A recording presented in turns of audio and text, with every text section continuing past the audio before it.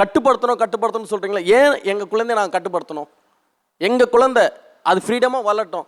அப்போ தான் அதுக்கு என்ன தேவையோ எங்ககிட்ட சொல்லும்போது நாங்கள் அதை புரிஞ்சு அவங்களுக்கு என்ன வழி நடத்த முடியுமோ நடத்த முடியும்.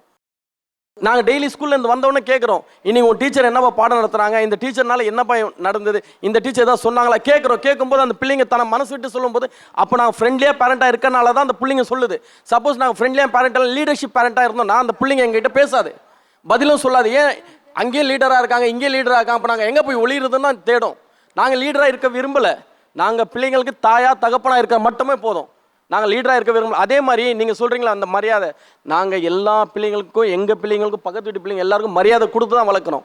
அந்த பிள்ளைங்க வளர்றது உங்களை மாதிரி பெரியவங்க ரோட்டில் போகும்போது இது பார் தரத்தில் அது பார் இது பார் அது நீங்கள் சொல்கிற வார்த்தைகள் தான் என்னப்பா அவங்கள என்ன இப்படி சொல்கிறாங்க, இந்த மாதிரி அவங்களோட கண்ணோட ஏன்ப்பா அது சொல்கிறாங்க, அவங்களுக்கு அந்த வார்த்தையை தெரிஞ்சிருக்காது.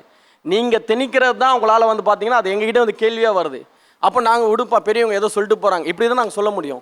அந்த காலத்தில் முடியாது தான் சார். எனக்கு 16 வயசில் கல்யாணம் பண்ணிட்டாங்க சார். 16 வயசு 2 மாதம் நான் +1 படிக்கிறேன், கல்யாணம் பண்ணிட்டாங்க. ஏன் நான் சித்தப்பா பொண்ணு வந்து லவ் மேரேஜ் பண்ணிட்டான்னு சொல்லிட்டு. இன்றைக்கி நான் ஒரு MSc psychology, MA BEd Tamil, என் குழந்தை ஒரு மெடிக்கல் காலேஜில் படிக்கிறா, ஒரு +2 படிக்கிற பையன்.